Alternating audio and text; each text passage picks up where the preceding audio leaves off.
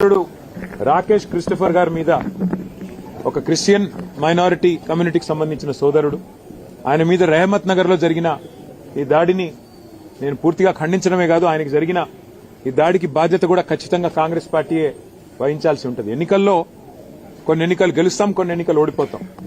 ఎన్నికలు జరిగినంత కాలం ఎవరి పార్టీకి వాళ్ళు ప్రచారం చేసుకుంటాం. కానీ ఎన్నికలు అయిపోయిన తర్వాత కూడా ఈ రకంగా కక్షపూరితంగా వ్యవహారం చేస్తాం, ఈ రకంగా రాజకీయం చేస్తాం, రౌడీజం చేస్తామంటే తెలంగాణ ప్రజలు అన్ని చూస్తున్నారు. తగిన సందర్భంలో తగిన విధంగా బుద్ధి చెప్తారు.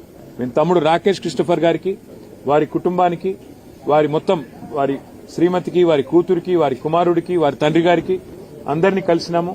విష్ణువర్ధన్ రెడ్డి గారు, సునీత గారు, కౌశిక్ రెడ్డి గారు, అట్లాగే మా నాయకులందరం కూడా కలిసి, మా కార్పొరేటర్లు అందరం కూడా కలిసి ఆ కుటుంబానికి ధైర్యం చెప్పడానికి ఎన్నికలు మా కుకట్పల్లి ఎమ్మెల్యే కృష్ణారావు గారు అందరం కూడా వచ్చి వారికి ధైర్యం చెప్పే ప్రయత్నం చేస్తా ఉన్నాం.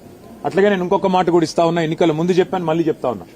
జూబ్లీహిల్స్ నియోజకవర్గంలో ఏ కార్యకర్తకి ఏం జరిగినా కంటికి రెప్పలాగా కాపాడుకునే బాధ్యత నాది, పార్టీది. వదిలిపెట్టే సమస్య లేదు. ఒక ఎన్నికల్లో గెలవచ్చు, ఒక ఎన్నికల్లో ఎదురుదెబ్బ తగలొచ్చు, కానీ కార్యకర్తల విషయంలో మాత్రం ఎక్కడ ఎవరికి ఏ అన్యాయం జరిగినా, ఎక్కడ ఎవరికి ఏ చిన్న నొప్పి కలిగినా తప్పకుండా ఇదే రకంగా వాళ్ళ ఇంటి ముందుకు వస్తాం. అర్ధగంటలో వస్తా అని చెప్పినా ఇలా వచ్చినాం. రేపు కూడా ఇట్లే ఉంటాం. మంగళవారం నాడు జూబ్లీహిల్స్ నియోజకవర్గ కార్యకర్తల సమావేశం కూడా ఏర్పాటు చేస్తా ఉన్నాం. ఆ రోజు మిగతా అన్ని విషయాలు కూడా డీటెయిల్డ్ గా మాట్లాడుకుందాం. కానీ ఖచ్చితంగా ఈ రోజు జరిగిన ఈ దాడికి కాంగ్రెస్ బాధ్యత తీసుకోవాలి. మరి కాంగ్రెస్ పార్టీగా ముఖ్యమంత్రి రేవంత్ రెడ్డి బాధ్యత తీసుకోవాలి.